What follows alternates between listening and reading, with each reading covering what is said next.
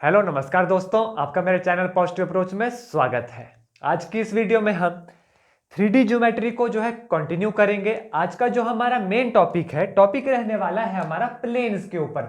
Equation of planes के बारे में पढ़ेंगे। प्लेन्स के ऊपर जो है हमारा टॉपिक रहने वाला है कि इक्वेशन ऑफ प्लेन जो है वेक्टर फॉर्म में क्या होगी, वेक्टर फॉर्म में क्या होगी, और दूसरा कार्टेशियन फॉर्म में जो है क्या होगी। इसमें जो मेन आपको बताऊंगा, तो सबसे पहले आपको बताऊंगा कि equation of plane in vector और कार्टेशियन फॉर्म दोनों फॉर्म में, लेकिन नॉर्मल किसी एंगल के नॉर्मल बताऊंगा जो कि बुक में भी दिया गया है। दूसरा आपको बताऊंगा परपेंडिकुलर भी, किसी वेक्टर के अगर परपेंडिकुलर भी दिया गया हो। एक तो नॉर्मल फॉर्म बताऊंगा, दूसरी बताऊंगा परपेंडिकुलर फॉर्म जो किसी भी बुक में आपको नहीं दिया गया। और इन दोनों में कंफ्यूजन बहुत ज्यादा होता है, क्वेश्चन भी एग्जाम में पूछे जाते हैं, तो इसलिए मैंने जरूरी समझा है कि आपको जो है नॉर्मल फॉर्म के साथ परपेंडिकुलर फॉर्म भी बताऊंगा। तो जो आपको किसी भी बुक में नहीं मिलेगा तो वीडियो को लास्ट तक जो है जरूर देखें, और क्वेश्चन के साथ करवाऊंगा ताकि जो है कोई भी कंफ्यूजन आपको ना हो। इसलिए जो है परपेंडिकुलर टू प्लेन वाला क्वेश्चन भी आपके लिए लेकर आया हूं, ताकि डिफरेंशिएट जो है आप कर सकें और एग्जाम में कभी भी कंफ्यूज ना हो। तो सबसे पहले आप लिख लीजिए कि प्लेन की जो इक्वेशन होगी वेक्टर फॉर्म में क्या होगी, वो equation r vector dot n unit vector which is equal to p, ये होगी प्लेन की वेक्टर फॉर्म। ठीक है, लेकिन नॉर्मल टू एनी वेक्टर, जब जहां क्वेश्चन में नॉर्मल लिखा गया होगा, फॉर एग्जांपल देखिए, find the vector equation of plane which is at a distance of 6 upon under root of 29 from origin and normal to the vector. देखिए, जब normal to the vector यहां पर लिख देता हूं ताकि कोई भी कंफ्यूजन आपको ना हो, जब नॉर्मल टू द वेक्टर बोला गया हो, इसे जो है ध्यान से समझ लीजिएगा। एक बार आपने समझ लिया तो कभी भी आपको कंफ्यूजन नहीं होगी, ये मेरी गारंटी है। देखिए, r vector dot n unit vector which is equal to p, जहां पर पी क्या होगा, डिस्टेंस। पी क्या है, डिस्टेंस है, और आर क्या है, आर को मैं सिंपल लिख लेता हूं, x i vector plus y j cap plus z k cap. R जो है दिस वेक्टर है, और ये एन क्या है, एन ये वो वेक्टर है जो हमसे कहा गया होगा नॉर्मल टू द वेक्टर। ठीक है, मान लीजिए कोई वेक्टर दिया गया होगा आपको नॉर्मल टू द फलाना वेक्टर, जैसे नॉर्मल टू दिस वेक्टर, तो उसका जो है यूनिट वेक्टर निकालना है। ये तो थी equation of plane vector form में। अगर ये कार्टेशियन फॉर्म में पूछी गई होगी तो क्या होगी, डायरेक्ट लिखूंगा l x plus m y plus n z which is equal to p. P क्या है, जहां पर डिस्टेंस है। ठीक है, और ये जो एल एम और एन है ये है डायरेक्शन कोसाइंस। क्या है, डायरेक्शन कोसाइन। ये चीज आप याद रखिएगा, क्या है ये, डायरेक्शन कोसाइन है, क्योंकि डायरेक्शन रेशो और डायरेक्शन कोसाइन में ही हम कंफ्यूज होते हैं और वहीं से हमारा क्वेश्चन जो है गलत होता है। तो याद रखिएगा, जब नॉर्मल बोला गया होगा, नॉर्मल टू द वेक्टर, ठीक है, तब इस वेक्टर के जो कोफिशिएंट होंगे वो होंगे हमारे पास डायरेक्शन कोसाइन, तभी l x m y n z क्या आया, डायरेक्शन कोसाइन। दूसरा आपको बता देता हूं, इक्वेशन ऑफ प्लेन, ठीक है, होगी परपेंडिकुलर टू एनी वेक्टर। जब परपेंडिकुलर होगी तो देखिए क्या होगा, r vector dot n vector which is equal to p. Perpendicular to plane होगी तो क्या होगी, r vector dot n vector. देखिए यहां पर एन है वेक्टर और यहां पर एन क्या है, यूनिट वेक्टर। तो आपको पता होना चाहिए वेक्टर से यूनिट वेक्टर जो है कैसे निकलता है। अगर आप चैनल पे नए हैं तो भी आपको बता देता हूं, कोई वेक्टर है मान लीजिए एन, ठीक है, इसका यूनिट वेक्टर निकालना है हमने, तो एन यूनिट वेक्टर होगा vector n divided by magnitude of n. ये निकला हमारे पास एन का यूनिट वेक्टर। ठीक है, अब जो इस वेक्टर के कोफिशिएंट होंगे, जैसे फॉर एग्जाम्पल जो इस वेक्टर के कोफिशिएंट होंगे, जैसे r डॉट यहां पर है ax plus B Y plus C, तो इस केस में जो ए बी सी होंगे वो होंगे डायरेक्शन रेशो हमारे पास, और इस केस में होंगे डायरेक्शन कोसाइन हमारे पास। क्वेश्चन करूंगा अच्छे से समझ आपको आ जाएगी तब, और तब भी आपको जो है बोथ डिफरेंशिएट करके बताऊंगा कहां पर डायरेक्शन कोसाइन और डायरेक्शन रेशो में क्या फर्क रहता है। हाँ, ये चीज आपको बता दूं, डायरेक्शन रेशो से डायरेक्शन कोसाइन आपको निकालना मैंने सिखाया है। अगर वो वीडियोस अभी तक नहीं देखी तो पहले उन वीडियो को जरूर देखें। 3 डायमेंशनल ज्योमेट्री के ऊपर ऑलरेडी 2 से 3 वीडियो अपलोड कर चुका हूं, तो वो बेसिक आपको जो है आना चाहिए, और उनको ऑलरेडी करवा चुका हूं। तब ये चीज आपको बतानी थी कि नॉर्मल केस में क्या होता है और ये परपेंडिकुलर केस में क्या होता है। ये परपेंडिकुलर का केस आपको कहीं पे भी नहीं मिलेगा, इसलिए इसे या तो लिख लीजिए या अच्छे से समझ लीजिए और अपने दिमाग में जो है इसे बिठा लीजिएगा। अब न्यूमेरिकल करेंगे, हर एक चीज जो है आपको अच्छे से और ज्यादा क्लियर हो जाएगी, और जब एग्जाम में यहां से क्वेश्चन आएंगे तो आप कोई भी क्वेश्चन जो है नहीं छोड़ेंगे।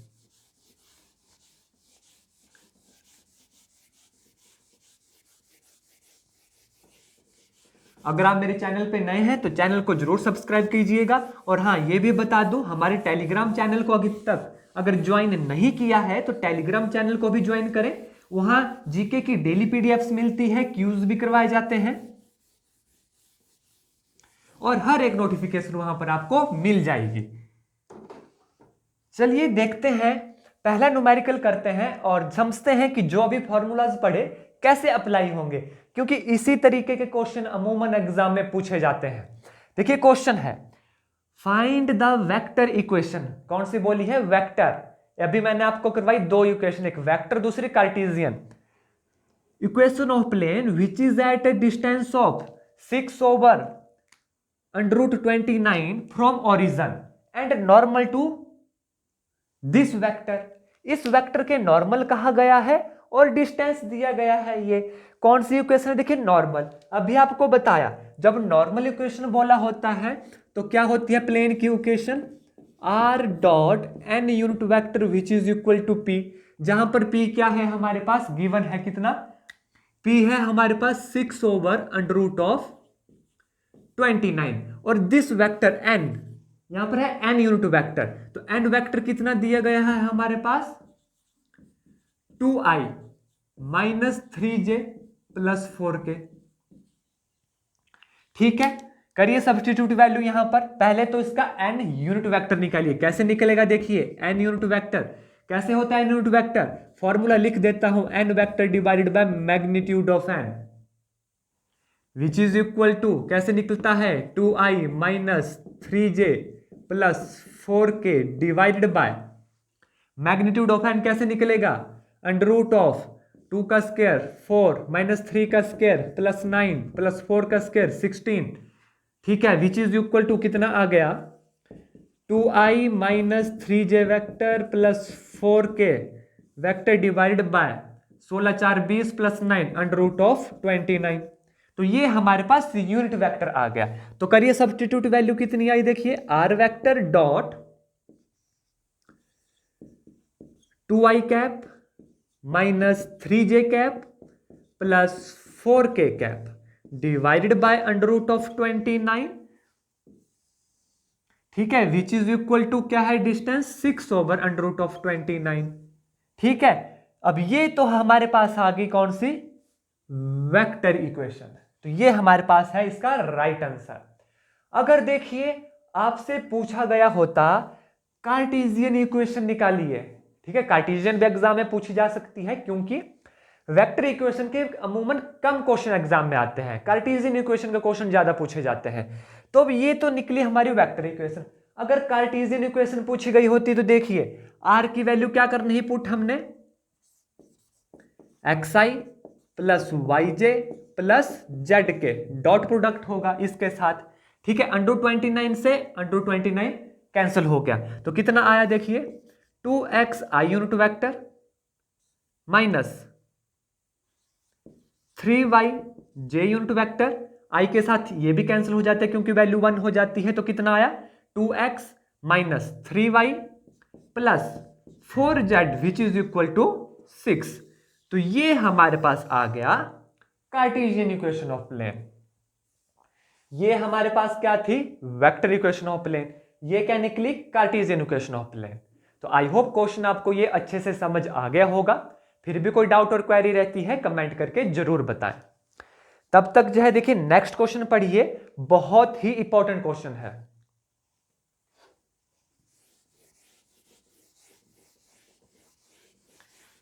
अगर वीडियो अच्छी लगती है तो इसे लाइक जरूर करें।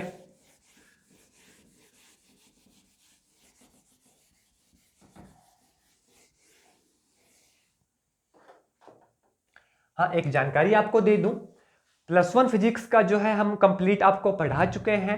ठीक है, उसकी पीडीएफ भी रेडी है, 11 यूनिट्स की पीडीएफ है। अगर आपको फिजिक्स की पीडीएफ चाहिए तो हमें जो है हमारे व्हाट्सएप आईडी के ऊपर आप मैसेज कर सकते हैं। देखिए क्वेश्चन क्या है, फाइंड द डायरेक्शन कोसाइन। क्या पूछा है? Direction cosine. इस क्वेश्चन से हर डाउट आपका क्लियर हो जाएगा जो मैं आपको बताना चाहता था। ऑफ यूनिट वेक्टर परपेंडिकुलर, ध्यान दीजिएगा क्या बोला है, देखिए perpendicular to the plane r dot 6i minus 3j minus 2k plus 1 is equal to 0 passing through origin. क्या है देखिए, किस प्लेन से पास हो रही है perpendicular? r vector dot 6i cap minus 3j minus 2k plus 1 which is equal to 0। ठीक है, और क्या बोला है? Perpendicular to the plane. जब परपेंडिकुलर बोला है तो मैंने आपको क्या इक्वेशन बताई है? तब इक्वेशन होती है r vector dot n vector which is equal to p। ठीक है, यहां पर यूनिट वेक्टर नहीं होता। यूनिट वेक्टर किस केस में होता है? यूनिट वेक्टर होता है नॉर्मल के केस में, जब नॉर्मल टू द प्लेन बोला गया हो। तो सबसे पहले अब देखिए, अब हमसे पूछा है डायरेक्शन कोसाइन। अगर देखिए ये इक्वेशन होती नॉर्मल के केस में तो डायरेक्शन कोसाइन हो जाते ये 6 माइनस 3 माइनस 2, क्योंकि जो मेन वेक्टर है हमारे पास वो तो यही है, इसी के ऊपर ऑपरेट करेंगे। ध्यान दीजिए क्या बोल रहा हूं, अगर ये इक्वेशन दी गई होती नॉर्मल टू द प्लेन, क्या दी गई होती? नॉर्मल टू द प्लेन, तब ये कंपेयर होती किससे? r vector dot n unit vector which is equal to p से। मतलब ये जो वेक्टर होता ये यूनिट वेक्टर होता, तो यूनिट वेक्टर के जो ये कोफिशिएंट होते उस केस में अगर नॉर्मल पूछा गया होता तो उस केस में जो है ये होता हमारे पास डायरेक्शन कोसाइन। लेकिन ये कहा गया है परपेंडिकुलर टू द प्लेन। क्या कहा गया है? परपेंडिकुलर। परपेंडिकुलर के केस में हमेशा याद रखना है ये जो वेक्टर है ये सिंपल वेक्टर है। सिंपल वेक्टर है इसका मतलब ये जो पॉइंट होंगे, ठीक है, ये होंगे हमारे पास डायरेक्शन रेशोस। क्या होंगी ये? Direction ratio. आई होप ये पॉइंट आपको अच्छे से समझ आ गया होगा, क्योंकि एग्जाम में अगर आपको ये डाउट क्लियर नहीं होता तो एग्जाम में क्वेश्चन आ सकता है इस तरीके से, आप डायरेक्ट इसको लिख दोगे तो आपका क्वेश्चन हो जाएगा गलत, अगर आपने ये ध्यान से नहीं पढ़ा कि परपेंडिकुलर है या नॉर्मल है। तो देखिए ये था हमारे पास परपेंडिकुलर। परपेंडिकुलर के केस में इक्वेशन होती है दिस वन। अगर ये होती है तब ये हमारे पास डायरेक्शन रेशो होती है। डायरेक्शन रेशो से डायरेक्शन कोसाइन कन्वर्ट करना मैंने आपको बताया है कैसे करते हैं। इसी वेक्टर का काम है। देखिए क्या करेंगे, ये वेक्टर को मैं ए नाम दे देता हूं, मान लीजिए, ये चलिए एन ही नाम दे देता हूं। वेक्टर एन कितना आया? 6i minus 3j minus 2k। इसके डायरेक्शन कोसाइन कैसे बनेंगे? ये तो है देखिए हमारे पास डायरेक्शन रेशोस। क्या है ये? Direction ratio. इसका कोई फर्क नहीं रहता है, +1 है तो इसको जो है आप इक्वल टू करके -1 कर दीजिए, तो यही फॉर्म बन रही है टी की। ठीक है, ये है हमारे पास डायरेक्शन रेशो। डायरेक्शन रेशो से डायरेक्शन कोसाइन करना, अगर अभी तक वीडियोस नहीं देखी उनको देखिए, फिर भी मैं यहां पर आपको बता रहा हूं। इनका सबका स्क्वायर कीजिए, ऐड कीजिए और डिवाइड कीजिए, जैसे हम यूनिट वेक्टर में निकालते थे। कैसे? देखिए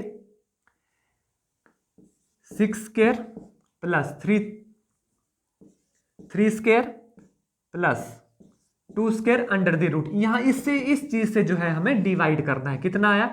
6 6 36 plus 3 3 9 plus 2 2 4 under the root which is equal to under root of 49 which is equal to 7। इस 7 से जो है डिवाइड करना है हर एक चीज को। तो कितना आया? देखिए 6/7i -3/7j -2/7k, ये आ गया। अब ये जो पॉइंट आए, ये आई हमारे पास डायरेक्शन रेशो। क्या आई ये डायरेक्शन रेशो। अब देखिए जब हम डिवाइड करते हैं इस तरीके से तो वेक्टर भी क्या बन जाता है, एन यूनिट वेक्टर। अभी हमने फॉर्मूला पढ़ा था, तो आप देख सकते हैं कैसे जो है ये इक्वेशन उस फॉर्म में जो है कन्वर्ट हो रही है, कैसे कब ये डायरेक्शन कोसाइन बन रहे हैं, और अगर दूसरी ही फॉर्म में होती तो किस वजह से ये जो थे डायरेक्शन कोसाइन कहला रहे थे। आई होप ये पॉइंट आपको अच्छे से क्लियर हो गया होगा। अब देखिए इस इक्वेशन को यहां पर पुट करिए, वहां पर -1 है, -1 अमूमन हम उस तरफ नहीं रखते, तो माइनस को जब यहां से हटाएंगे, ठीक है, माइनस हटा दिया तो यहां पे फर्क पड़ेगा, माइनस साइन, माइनस का प्लस और इस माइनस का प्लस बन जाएगा। तो इसका डायरेक्शन रेशो कितने आगे देखिए, माफ कीजिएगा कोसाइन, -6/7, 3/7 प्लस का और 2/7। तो ये हमारा राइट आंसर है। आई होप क्वेश्चन आपको अच्छे से क्लियर हो गया होगा। ये इतना तो मैंने आपको समझाने के लिए किया ताकि आपकी अंडरस्टैंड हो जाए, आपको अच्छे से अंडरस्टैंड हो जाए। जब एग्जाम में आएगा आपको पता है परपेंडिकुलर टू द प्लेन पूछा गया है, सिंपल परपेंडिकुलर आपने पढ़ा, डायरेक्ट इसको डिवाइड किया किससे, 6 6 36 प्लस 9 प्लस 4 49 डिवाइडेड बाय 7, 7 से डिवाइड करेंगे 6/7 -3/7 -2/7, माइनस प्लस देख लेना है, डायरेक्ट आंसर निकल जाएगा। डायरेक्ट अगर नॉर्मल टू द प्लेन होता एंड यूनिट वेक्टर होना था तब ये डायरेक्ट ही हो जाने थे हमारे डायरेक्शन कोसाइन। तो आई होप क्वेश्चन आपको अच्छे से समझ आ गया होगा।